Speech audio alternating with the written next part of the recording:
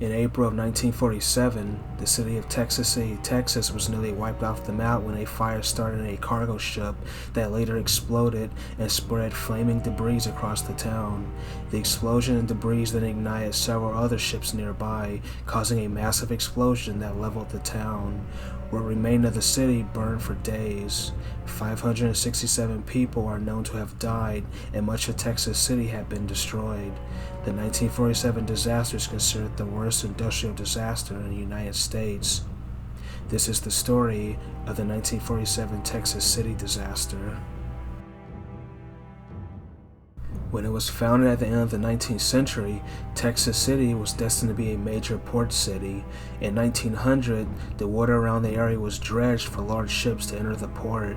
Many industrial services began to set up business near the city. After the Second World War, the city's population was around 15,000 people. Port cities are some of the most prosperous cities in the world, bringing in millions and billions of dollars of commerce a year. However, they can have their risks. Some of these ships carry highly volatile materials. Explosions and fires is an omnipresent danger. This became true in the infamous 1917 Halifax explosion, when a cargo ship exploded in Halifax Harbor, Canada, destroying the city and killing over 1,700 people. April 16, 1947 was just a typical day in Texas City, Texas, as several cargo ships were in the harbor. One of these ships was the French merchant ship named the Grand Camp. The Grand Camp used to be an old World War II era cargo ship known as a Liberty ship. Next to the Grand Camp was another cargo ship named the High Flyer. The Grand Camp was being loaded with 2,300 tons of ammonium nitrate and other materials like oils and yarn. The High Flyer also contained ammonium nitrate and fertilizer. Sometimes ammonium nitrate can be used as fertilizer. As the morning began, dockhands working near the Grand Camp noticed a mysterious plume of yellow smoke coming from the cargo hold.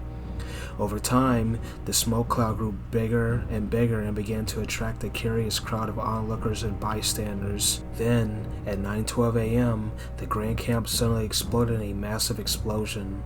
The explosion and shockwave incinerated an area within a 2,000-foot square radius. Nearly 1,000 homes and businesses were destroyed in the explosion. The explosion of the Grand Camp threw up debris across the city, some at supersonic speed, and some of the debris punctured oil and chemical storage bins, starting massive fires. The explosion caused a 15-foot tidal wave that washed out several of the roads in the town. The explosion was so massive that it threw the 2-ton anchor of the Grand Camp over a mile away. Whatever was left of Texas City burned for days afterwards, but the horror was only beginning. The explosion at the Grand Camp caused the nearby cargo ship High Flyer to break free from its moorings and drift into the harbor.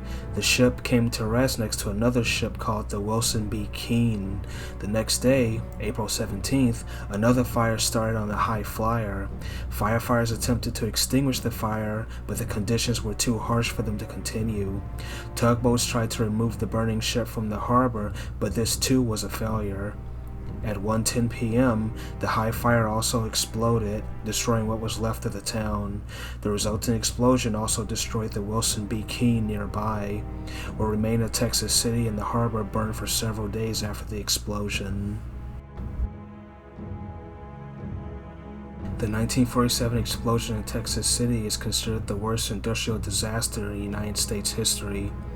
Around 560 people were killed in explosions, shock waves, and fires that followed. All but one of the Texas City Volunteer Fire Department members were killed, and 140 of the 450 workers at the Monsanto chemical plant perished. The explosion was so powerful that it knocked out 2 sightseeing planes out of the sky, killing all on board. The explosion was also enough to be felt as an earthquake in Denver, Colorado, over 1,000 miles away. More than 5,000 people were injured, 500 homes were destroyed, and left over 200 people homeless. Most of Texas City was completely destroyed. Total property damage was upward of over $100 million, or close to $1 billion in 2019 money. Over 800 people were left orphaned or widowed from the tragedy. In addition, 64 people were never identified due to the brutality of the explosion. The explosion released an oily mist into the air, which drifted over towards Galveston, Texas, covering outside surfaces with an oily sheen. The disaster received national attention. Many compare the destruction of Texas City to what happened to cities bombed during World War II. Eventually, Texas City would rebuild, and donations were made to rebuild the town. The cause of the explosion has never been fully determined, but it's believed that a dockhand had carelessly discarded a lit cigarette into the cargo bay of the Grand Camp, starting a fire that burned unseen for a day before the explosion.